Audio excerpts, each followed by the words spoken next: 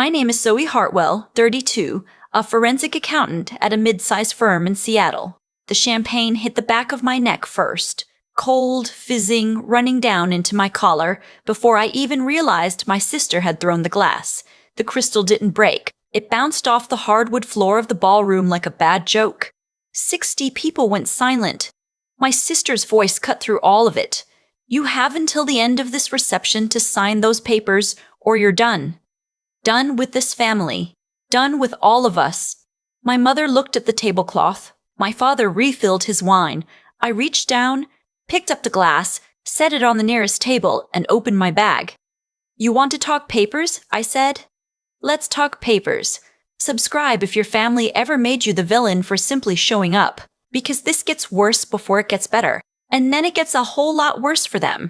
Growing up in Macon, Georgia, our house was a 3-bedroom ranch on a cul-de-sac that always smelled faintly of pine cleaner and my mother's gardenia perfume. My father, Robert Hartwell, sold commercial insurance. My mother, Patricia, ran the house like a tight ship and taught Sunday school at First Baptist. They were not cruel people. I want to be clear about that. They were just people who had a favorite, and the favorite was not me. My sister Vanessa came first. She was 4 years older and 3 inches taller and had the kind of effortless confidence that makes other people want to orbit around you. She played lacrosse and got good grades and laughed at the right moments, and our parents watched her like she was a show they never wanted to miss. I arrived later, quieter, more interested in spreadsheets than social politics. I ran the school store in middle school because I liked balancing the register at the end of the day. Vanessa ran for student body president and won because of course she did. The difference in how they treated us was not dramatic.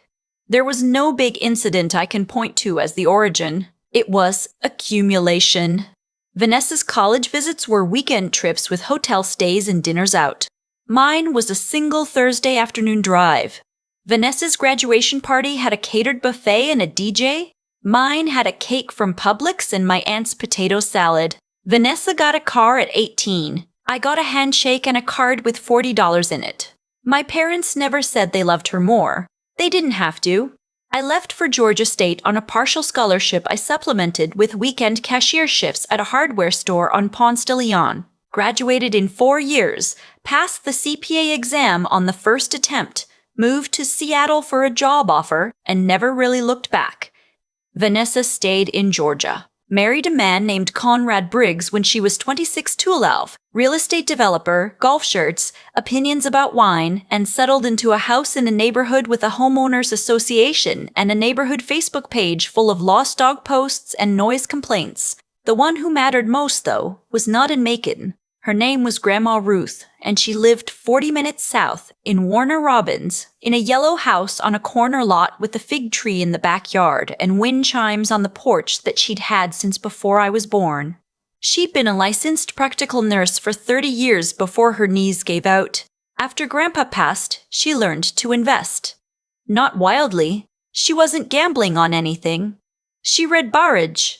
She kept a brokerage account. She bought dividend stocks and municipal bonds and a small commercial property on the edge of town that she rented to a dry cleaner named Mr. Okonkwo, who paid on time every single month for 11 years.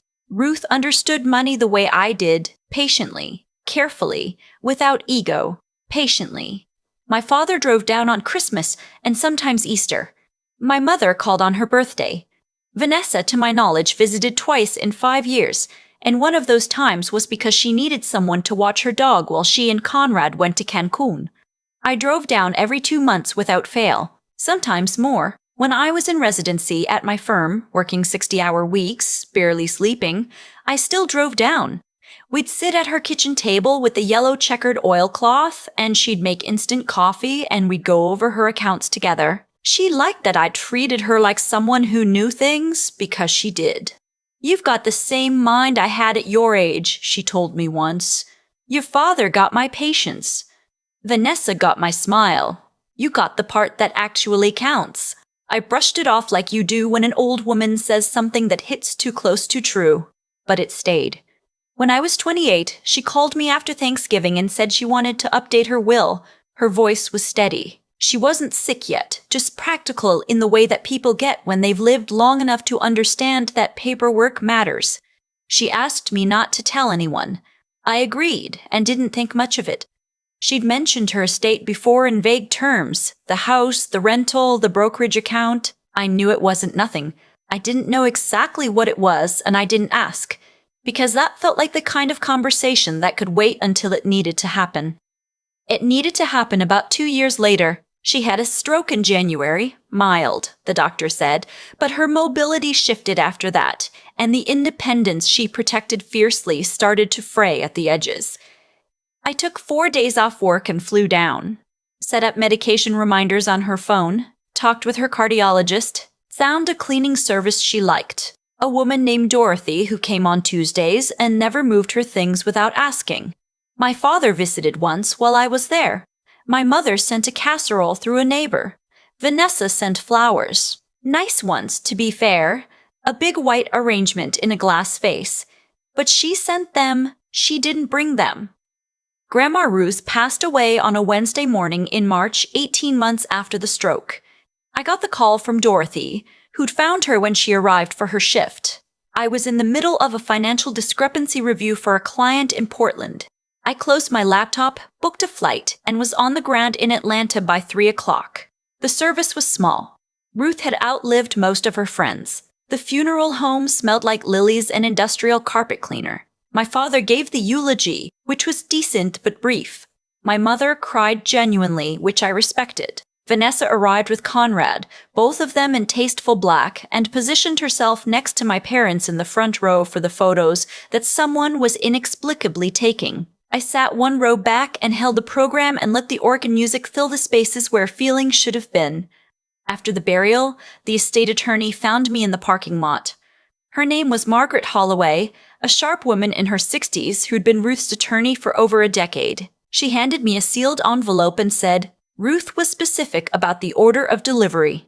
I thanked her and put it in my bag and drove back to my parents' house, where the family had gathered to eat reheated casserole and argue gently about who was taking what from the house. Vanessa had her eye on the china.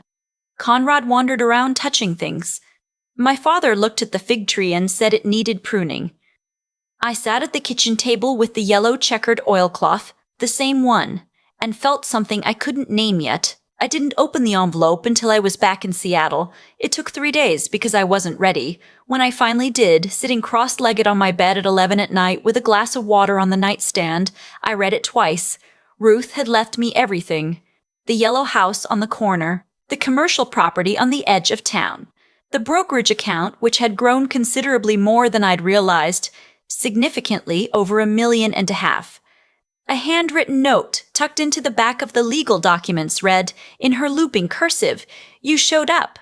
That's what I'm leaving to. Love, Grandma Ruth." The will contained a no-contest clause and a specific provision that any challenge by excluded parties would trigger immediate legal fees payable from their own assets. She had thought of everything because she was Ruth, and Ruth always did. I told no one, not my parents, not Vanessa. I called Margaret Holloway, confirmed the transfer process, and went back to work. For the better part of 6 months, I carried it the way you carry a thing that belongs only to you, quietly, without ceremony. The invitation to Vanessa's Vow Renewal came on a Saturday in October. She and Conrad were renewing after 10 years, she said in the card. The venue was a restored plantation event space outside Savannah, which, I'll note, I had feelings about, but kept to myself. Dinner for 80, open bar, live band. Black tie. She called me the following week to make sure I'd gotten it. Her voice had that particular warmth she deployed when she wanted something. "It just wouldn't be right without you there, Zoe. You're my sister." I said I'd come. I bought a dress that cost more than her first car. My work friend Nadia, the only person at my firm who knew anything about my family, texted me the week before the event. She'd been talking to a college friend who knew someone in Conrad's professional circle. The message read, "Heard your brother-in-law has been asking around about estate attorneys who specialize in contesting family wills. Also heard your sister mentioned a family trust document at her book club. Just wanted you to know." I stared at my phone in the break room for a long minute. Nadia had been with me through enough bad client situations to read dynamics well. She knew what she was telling me. I texted back, "I know. I'm prepared." She replied, "Be careful." I flew to Savannah on a Friday night. The venue was genuinely beautiful, I'll give her that. White columns, Spanish moss, string lights strung between live oaks. The kind of place that photographs perfectly and costs accordingly. I arrived before cocktail hour, set my overnight bag in the room they'd reserved for family, and changed into the dress. My mother found me at the mirror and held my hands for a moment. "I'm glad you came," she said, and I think she meant it. My father hugged me once, loosely, which was standard. Vanessa was radiant in a way that people are when they've spent 3 months planning a party about themselves. She floated through cocktail hour, accepting compliments and directing her wedding planner with small hand gestures. Conrad stood near the bar, looking like a man who was very happy with his own tie. He shook my hand with both of his, that double-handed shake people do when they want to seem warm and it costs them nothing. "Zoe, finally. You look fantastic." I smiled and moved on. Dinner was plated and long. I was seated at a table with cousins I'd met twice and a couple from Conrad's firm who talked about their Airbnb portfolio between courses. The food was good. Short ribs and a mushroom risotto. I drank 1 glass of wine, slowly, and watched the room. Vanessa gave a toast. Conrad gave a toast. My father gave a toast. At one point, Vanessa gestured toward me from across the room, and my little sister, who came all the way from Seattle, and everyone looked, and I raised my glass and smiled. I was good at this. I'd had 32 years of practice. The band started and people moved to the floor. My mother danced with my father. Conrad danced with his mother. Vanessa circulated, laughing and glowing. I stepped out to the terrace for air, phone in my clutch, and stood there looking at the moss and the lights and the warm Georgia night. Conrad appeared beside me. No champagne this time, just that same practiced warmth. "Beautiful, right?" he said. I agreed.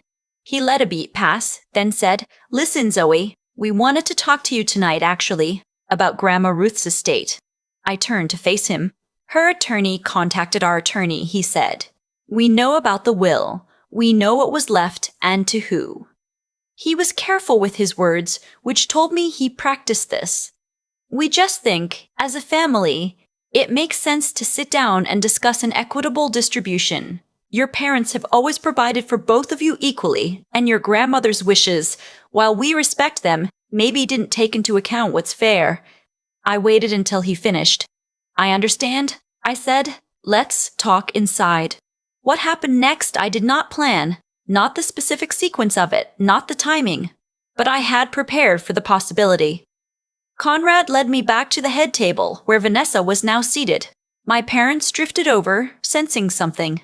The band was between songs. The room was not quiet, but it was close enough. Vanessa's wedding planner hovered. Conrad put his hand on my shoulder, that proprietary touch that meant he thought this was going his way, and said to the table in a voice just loud enough, "We've all been talking, and we think it's time to address the elephant in the room. Grandma Ruth's estate should be shared equally with the family. Zoe, as the oldest grandchild, your sister deserves her portion." Vanessa nodded, expression soft and serious, the face she used when she wanted to seem reasonable.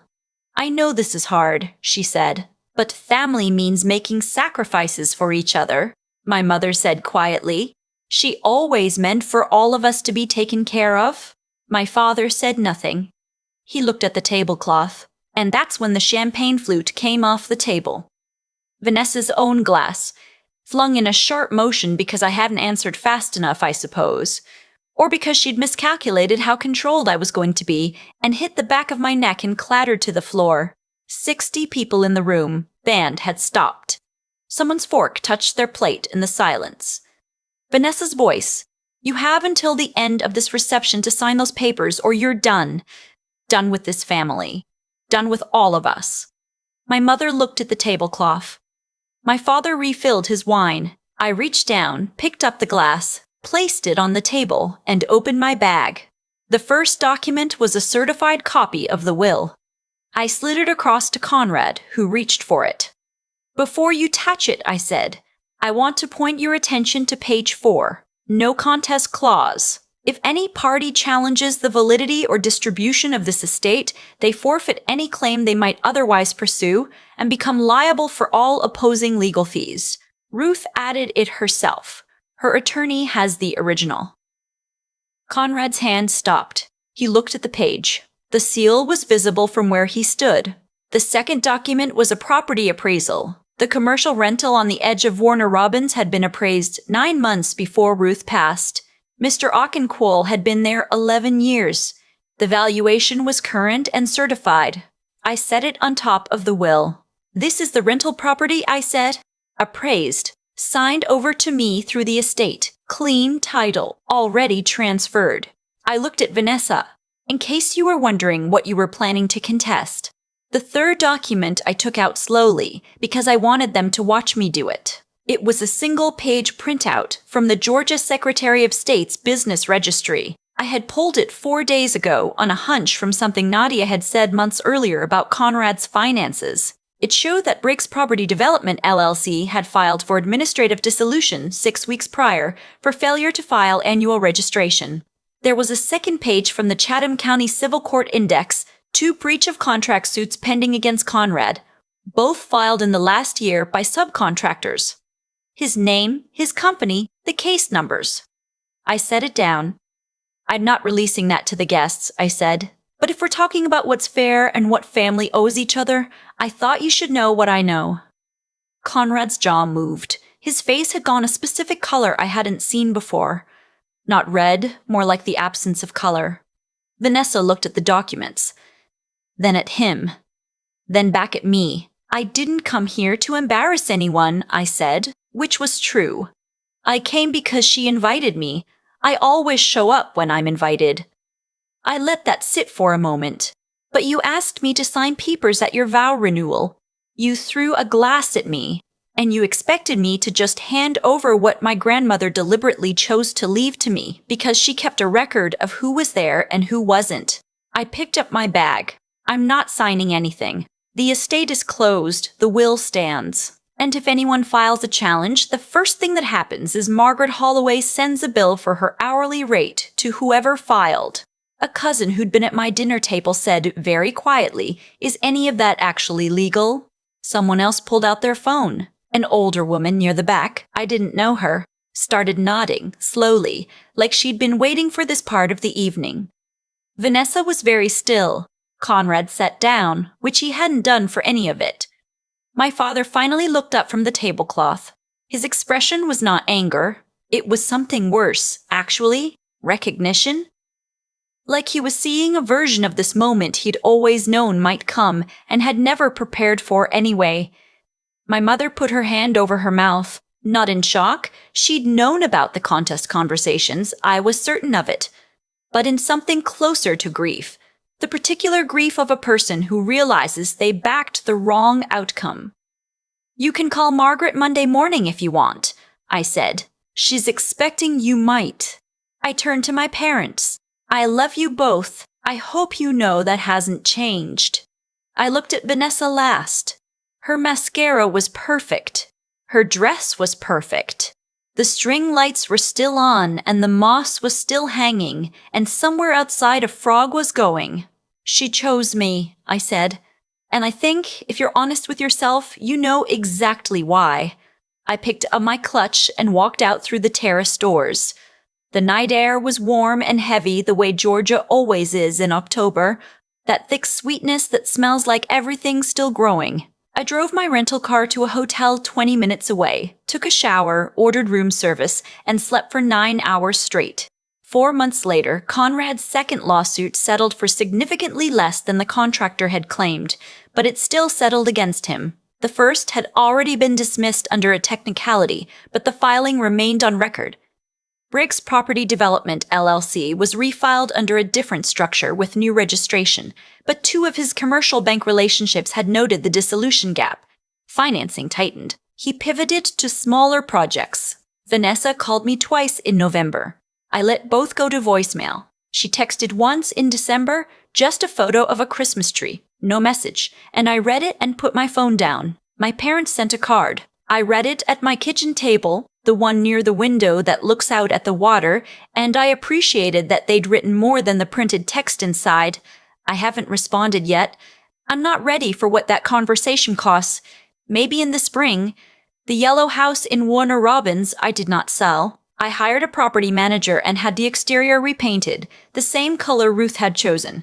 That particular shade of yellow, somewhere between butter and sunlight.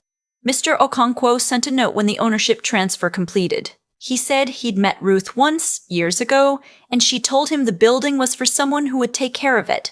He said he hoped I was that person.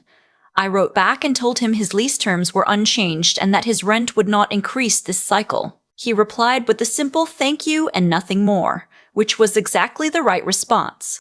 The brokerage account I moved to a fee-only financial advisor in Seattle. The commercial property generates income. I established a small scholarship through Georgia State's accounting department. Need-based for first-generation students. Preference given to anyone from the county south of Macon. I named it for Ruth. I didn't announce it. The university sent a plaque, which I put in my closet, because Ruth would have found a wall plaque embarrassing. I saw Vanessa once since the reception. She was getting coffee at a Starbucks in the Atlanta airport during a connection I had in January. She was with Conrad, both of them with rolling carry-ons. I saw her before she saw me. I watched her for a moment. The way she stood, the way she talked to Conrad with that slight sideways lean, the exhaustion visible around her eyes that hadn't been there before. She looked like someone whose plans had failed to work out the way she'd drawn them. I don't say that with satisfaction. I say it because it was true and because I noticed it and because I made myself feel it fully before I turned and walked to my gate without stopping. She didn't see me. Or if she did, she made the same choice I made, either way. I think about Ruth most on Sunday mornings. The wind chimes on her porch used to sound like something between a question and an answer. I can't hear them anymore, but I remember them, and I know that on every Sunday I drove down to that yellow house on the corner lot. Every holiday I sat at that kitchen table with the checkered cloth. Every phone call I made from a hospital parking garage at midnight because she'd mentioned her potassium was low and I wanted to make sure her cardiologist had adjusted her prescription. I know, without needing a document to prove it, that I earned what she left. She knew who showed up. She always knew. I've thought a lot about what would have happened if Vanessa had just let the evening go the way it was supposed to go. Toasts. First dance. Cake. Me flying back to Seattle on Sunday with a headache and a dry cleaning bill. I would have let it all sit exactly where it was. The will was already closed. The transfers were already done. I didn't need anything from that night except a few hours of being a functional family member and maybe a decent short rib. But she didn't let it go. Conrad didn't let it go. And I've come to understand that they couldn't, not really, because people who spend their whole lives expecting things they didn't earn develop a specific kind of panic when the math stops working in their favor. That panic doesn't look like panic. It looks like confidence. It looks like a champagne glass in motion and a voice that's practiced being certain. What it actually is, underneath, is the sound of a system breaking down. A system that only worked because the other person kept absorbing the cost. I was that other person for a long time, not because I was weak, because I was patient, and because I loved my family even when they made that hard, and because I had enough self-possession to keep showing up without needing to be thanked for it. Ruth saw that. She didn't leave me her estate because she felt sorry for me or because she was punishing Vanessa. She left it to me because she watched for 30 years how each of her grandchildren moved through the world, and she made a clear-eyed assessment. That's not sentiment. That's discernment. And discernment, when it's honest, is one of the most moral acts a person can perform. What I've learned, not as a lesson someone handed me, but as something I worked out slowly and at some cost, is that integrity compounds the same way interest does. Every time I drove down to Warner Robins when it would have been easier not to, every time I sat at that kitchen table and treated Ruth like someone worth listening to instead of a box to check on a holiday calendar, Every time I did the hard thing quietly, without an audience, without expecting return, it accumulated into something. Not just the estate, though that mattered. Something harder to quantify. A version of myself that knew, when the champagne hit the back of my neck, exactly what she was going to do next. There was no panic in that room for me. I had been preparing for it my whole life without knowing it. The people who took shortcuts, who showed up only when there was something to collect, who confused proximity with loyalty, they built something too. They built a version of events that had no foundation. And when the documents came out and the numbers were real and the notary seal was visible from across the table, all that construction collapsed in about 4 minutes. I don't think about Conrad much, but I think about Vanessa sometimes, and I think about my parents, and I think about the particular silence of a room where 60 people have just watched a family's private arithmetic become public. What I felt in that moment was not triumph. It was closer to grief, actually. The specific grief of understanding, finally and completely, that some things were never going to be what you needed them to be. That knowledge doesn't feel like winning. It just feels true. Ruth knew who showed up. She built her life around that same principle. Show up, do the work, keep your word, let the record speak. I carry that with me every time I open the accounts, every time I read an application for the scholarship, every time I drive past a dry cleaner and think about Mr. Cheer. Okonkwo and his 11 years of on-time payments and the note he sent when the title transferred. The yellow house is still yellow. The fig tree still produces fruit in August. Some things, tended carefully over time, simply hold.